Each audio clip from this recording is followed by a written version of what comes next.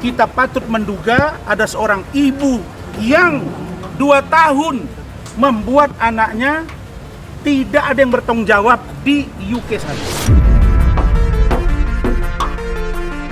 Kalau dibilang menelantarkan, ini adalah bentuk kita memberikan kesempatan kepada Laura untuk silahkan kamu mencoba independen. Untuk ngejaga memang ini caranya, nggak ada cara lain gitu. Nantinya mudah-mudahan tidak ada lagi kejadian seperti ini.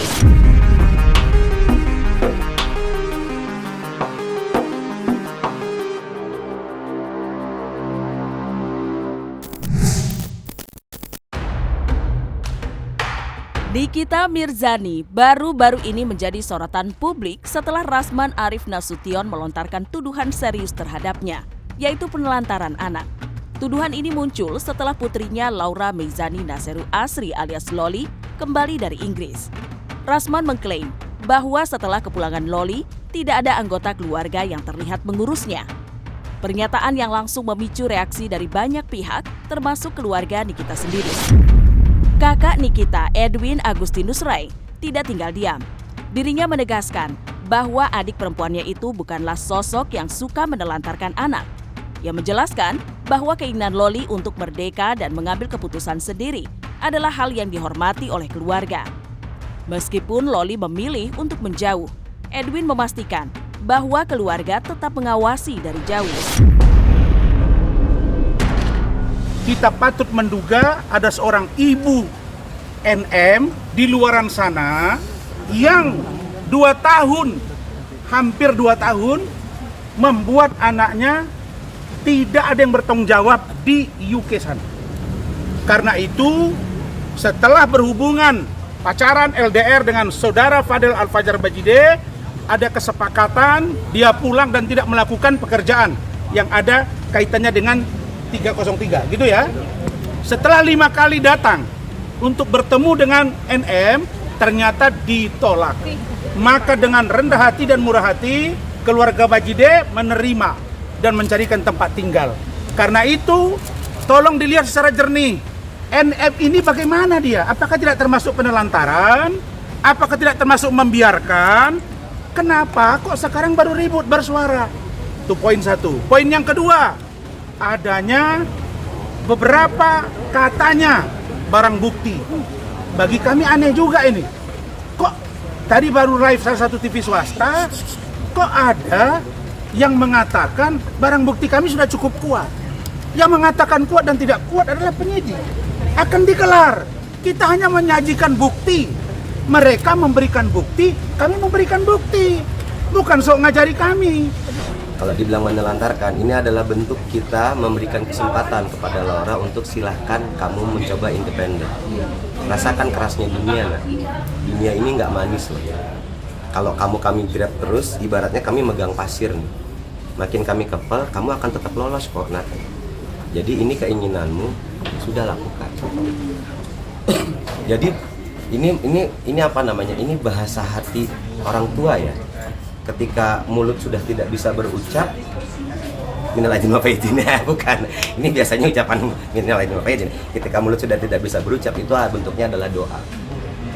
Kalau memang sudah tidak dipegang secara fisik, tinggal hatinya yang menjaga. Kalau kita lihat dibilang menelantarkan, adik saya nangis loh. Ketika tahu bahwa kan dia juga sendiri statement saya sedikit mengutip entah salah atau benar ucapan adik saya ini sedikit ini. Anak gue mau bebas, tapi bukan berarti lu boleh nyakitin dia. Kalau dalam artian tadi menyakiti adalah orang-orang sekitarnya juga menguliti bla bla bla bla bla. Kalau buat saya pribadi itu mungkin terkontrol oleh Niki, mungkin saya nggak tahu ya, saya nggak tahu ya. Tapi ketika sakitnya lebih ke arah fisiknya, physically gitu. Mentally saya bukan mengentengkan secara mental, tapi toh dunia ini akan menginjakmu sangat amat keras, nah. Jadi kalau bila bentakan kecilku patahkan hatimu, lebih keras dari itu dunia akan menghakimimu. Kayak jadi nyanyi. Maaf ya. Nggak, jadi udah gitu aja. Jadi kalau dibilang menelantarkan, itu bukan menelantarkan, itu adalah bentuk orang tua memenuhi keinginan anak. Untuk ngejaga memang ini caranya, nggak ada cara lain gitu. Makanya ini yang dilakuin supaya nantinya mudah-mudahan tidak ada lagi kejadian seperti ini.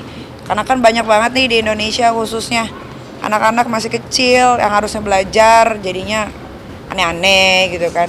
Jadi kalau masih teenager, masih tinggal di rumah orang tua ya, kalau masih muda ya, kalau masih sekolah belajar ya belajar gitu. Jangan yang lain-lain, jangan pikirin yang lain-lain dulu.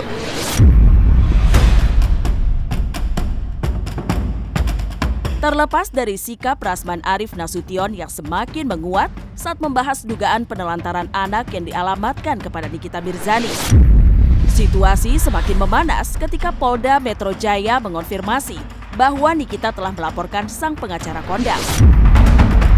Laporan tersebut menyoroti dugaan bahwa Rasman telah menyebarkan data pribadi putri Nikita, Laura Meizani Naseru Asri alias Loli, berupa hasil USG yang seharusnya bersifat pribadi dan rahasia. Hal ini menambah ketegangan antara kedua belah pihak, dengan Rasman yang merasa bahwa langkah hukum Nikita adalah sebuah upaya untuk mengalihkan perhatian dari masalah utama yang dihadapi.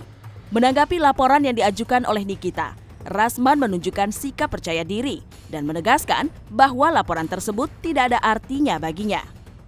Sikap Rasman yang defensif dan berani ini semakin memperkeruh suasana.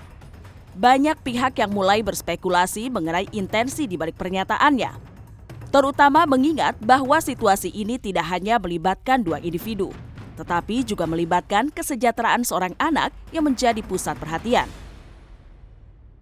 Saya barusan sama kita membuat laporan polisi terkait dugaan tindak pidana yang diatur dalam Undang-Undang Perlindungan Data Pribadi, Undang-Undang Nomor 27 Tahun 2022, di mana dalam undang-undang ditentukan pasal 4 bahwa ada yang dimaksud dengan data pribadi spesifik, yakni salah satunya itu data dan keterangan kesehatan. Berdasarkan pasal 65 junto pasal 67, perbuatan seseorang yang menyebarluaskan itu adalah perbuatan pidana yang diatur dalam Undang-Undang Perlindungan Data Pribadi. Seperti itu. Siapa yang dilaporkan? Biar yang bersangkutan yang menjelaskan. Coba Niki, siapa yang lapor? Kenapa nih kamu laporin? Inisial atau gimana? Gak usah inisial.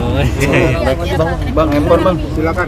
Ya, hari ini datang ke Polda melaporkan Dokter Rasman Nasution. Yang hodamnya Perpura Ninja. Oke, kenapa dilaporin? Karena ada satu hal yang harusnya tidak boleh disebarkan, tidak boleh diberitahu ke khalayak ramai, apalagi sampai wartawan juga tahu, menjadi konsumsi publik juga, ya kan? Biar bagaimanapun kan Laura anak masih di bawah umur, masih di bawah asuhannya Nikita Mirzani, jadi apapun itu mengenai Laura harus berdasarkan izin dari orang tuanya. Harusnya Rasman sebagai lawyer katanya pinter dalam dalam memberikan informasi atau apapun itu, gitu kan? Tapi memang itu lagi kan, ya itu menurut Niki sih kayaknya ya nggak tahu ya, emang kayaknya gimana ya kalau ngomongin dia tuh enaknya ngebully sih kalau ngomong.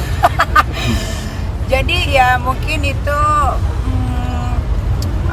Rasman mungkin mikirnya saat itu gua keren nih bisa kasih bukti apa segala macam. Dia nggak mikir dampaknya setelah itu, atau dia nggak mikirin oh iya kalau misalkan gua menyebarkan ini kan ini ada undang-undang ya di negara Indonesia ini gitu kan. LPD ini kalau apa yang disebarkan itu terjadi pada tanggal 20 September tahun 2024 seperti itu, dan rekan-rekan semua kebetulan hadir semua di situ, dan ini adalah hal yang harus kita sampaikan karena ini Undang-Undang 27 tahun 2022 secara spesifik mengatur batasan-batasan dan apa yang diatur dalam undang-undang. Salah satunya data pribadi termasuk nama seseorang, termasuk keterangan daripada kesehatan, itu semua tidak boleh disebarluaskan. Ini supaya semuanya paham. Nah, makanya kita datang untuk memberikan pemahaman kepada orang yang tidak paham tentang masalah hukum. Ancaman hukumannya berapa, Bang? 4 tahun. Padahal juga termasuk dilaporkan sih? Iya dong.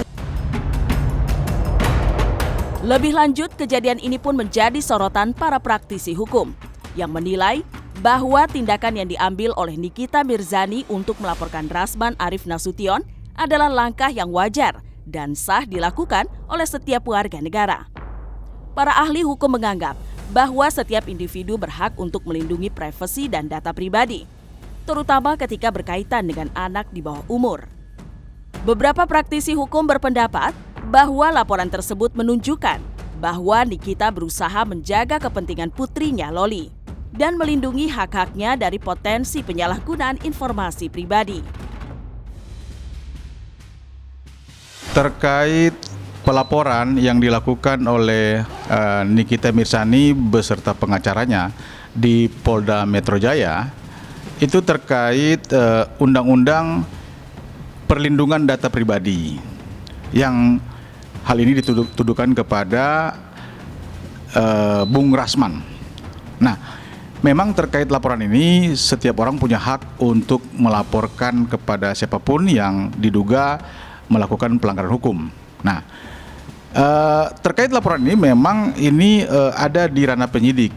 Kalau penyidik melihat laporan ini memang ada unsur pidananya, terutama dalam Undang-Undang Perlindungan Data Pribadi, tentunya jika itu buktinya memang sudah jelas, ya itu bisa dikenakan pasal pidana, yaitu terkait tadi Undang-Undang Perlindungan Data Pribadi. Untuk sanksi terkait pelanggaran hukum perlindungan data pribadi itu bisa saja, asalkan itu memenuhi unsur dan itu buktinya harus jelas.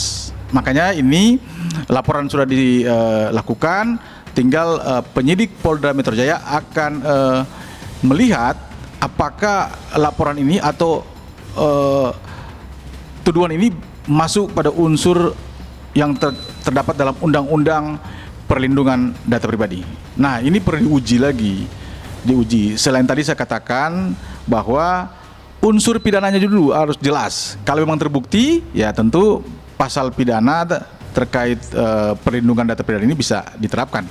Dan terkait apakah pihak keluarga ini terkait dalam persoalan ini, nah itu juga harus dilihat juga, dan ini ranahnya daripada penyidik Polda Metro Jaya. Jika memang itu memenuhi syarat, ada unsur pidananya, tentu bisa naik ke penyidikan, dan ini memerlukan waktu tidak cepat, karena ini proses penyelidikan dulu. Setelah sudah bukti-buktinya sudah terpenuhi, baru masuk dalam proses tahap penyidikan.